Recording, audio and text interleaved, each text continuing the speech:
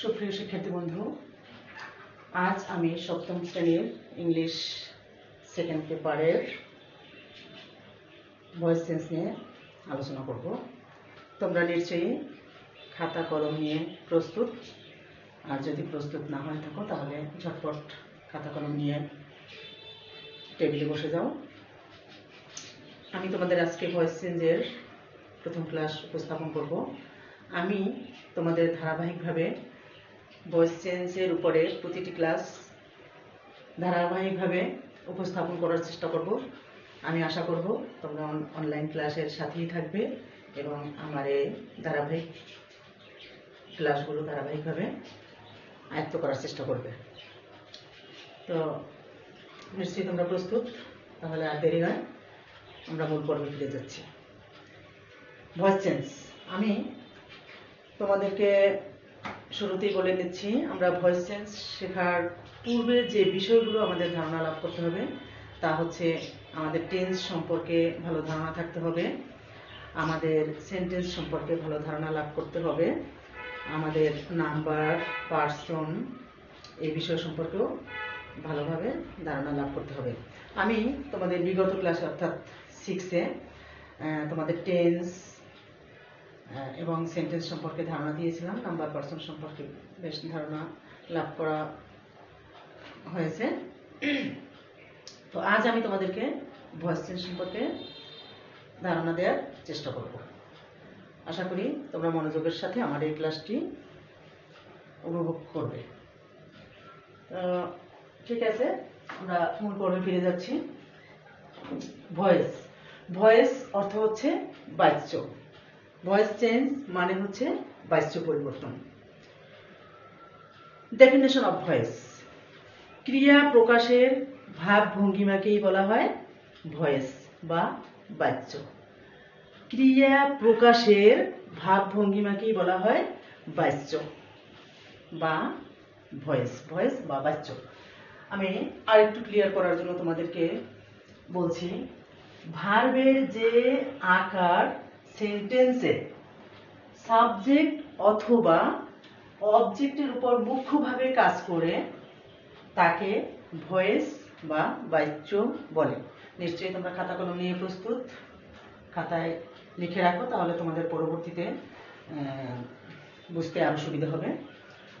ভার্বের যে আকার সেন্টেন্সের সাবজেক্ট অথবা অবজেক্টের উপরে মুখ্যভাবে কাজ করে তাকে ভয়েস বলে। আর প্রথমে কি বলছিলাম সহজ ভাষায়, যে ক্রিয়া প্রকাশের ভাব ভঙ্গিমাকেই বলা হয় ভয়েস। অর্থাৎ ক্রিয়ার প্রকাশভঙ্গি বলে দেয় কর্তা কাজটি নিজে সম্পন্ন করেছে নাকি অন্যকে দিয়ে সম্পন্ন করাচ্ছে। ভয়েস দু প্রকার। ভয়েস কয় প্রকার? ভয়েস দু প্রকার।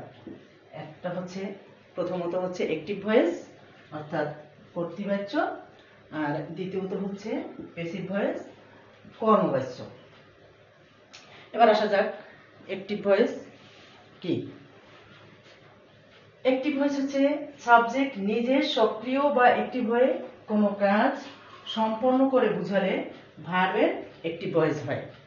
আবার বলছি, সাবজেক্ট নিজে সক্রিয় বা অ্যাক্টিভ হয়ে কোনো কাজ সম্পন্ন করে বুঝালে এর অ্যাক্টিভ ভয়েস হয়। যেমন হি ইটস রাইস, হি ইটস রাইস।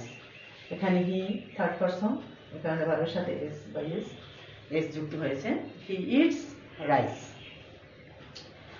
প্যাসিভ ভয়েস: সেন্টেন্সের সাবজেক্ট নিজে কোনো কাজ সম্পন্ন না করে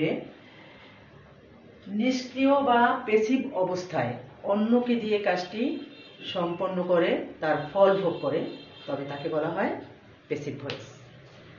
যেমন rice is eaten by him. এখানে ছিল হি ইটস রাইস, আর প্যাসিভ ভয়েসে কি আসলো? Rice is eaten by him, rice is eaten by him. সাধারণত ট্রানজিটিভ ভার্বের ভয়েস চেঞ্জ হয়, অর্থাৎ যে ক্রিয়ার অবজেক্ট বা কর্ম থাকে তাকেই বলা হয় তারই শুধু ভয়েস চেঞ্জ করতে হয়। ভয়েস চেঞ্জ সাধারণত দুভাবে হয়ে থাকে। আমি আবারও বলছি, ভয়েস দুই প্রকার, অর্থাৎ টাইপস অফ ভয়েস দুই প্রকার, অ্যাক্টিভ ভয়েস, প্যাসিভ ভয়েস। আর ভয়েস চেঞ্জ করার নিয়মও হচ্ছে দু প্রকার। যেমন অ্যাক্টিভ ভয়েসকে প্যাসিভ ভয়েসে রূপান্তর করতে হয় এবং প্যাসিভ ভয়েসকে অ্যাক্টিভ ভয়েসে রূপান্তর করতে হয়।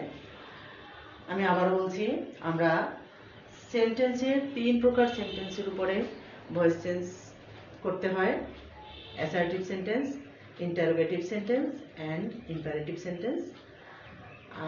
সে কারণে আমাদের যখন ভয়েস চেঞ্জ করতে হয় তখন আমাকে প্রথমেই সেন্টেন্সটাকে দেখে বুঝতে হবে সেন্টেন্সটি কোন টেন্স এবং কোন সেন্টেন্স। সে কারণে আমাদের পূর্বেই টেন্স সম্পর্কে ভালো ধারণা থাকতে হয়। তো আমি পূর্বে তোমাদেরকে টেন্স সম্পর্কে ধারণা দিয়েছিলাম, তবে তোমাদের সুবিধার্থে আমি আগামী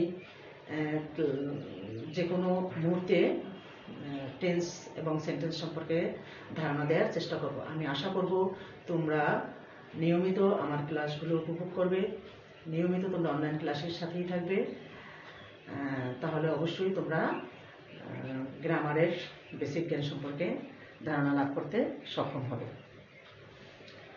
আগামী ক্লাসে তোমাদের ভয়েস চেঞ্জের ধারাবাহিক নিয়মগুলো আমি ধারাবাহিকভাবে উপস্থাপন করার চেষ্টা করব। তোমরা অবশ্যই অনলাইন ক্লাসের সাথেই থাকবে এবং মনোযোগের সাথে আমার ক্লাসগুলো অনুধাবন করার চেষ্টা করবে। আজ এ পর্যন্তই। তোমরা সবাই ভালো থাকো, সুস্থ থাকো, নিরাপদে থাকো এবং স্বাস্থ্যবিধি মেনে পথ চলবে, এই প্রত্যাশায় আজ এ পর্যন্তই।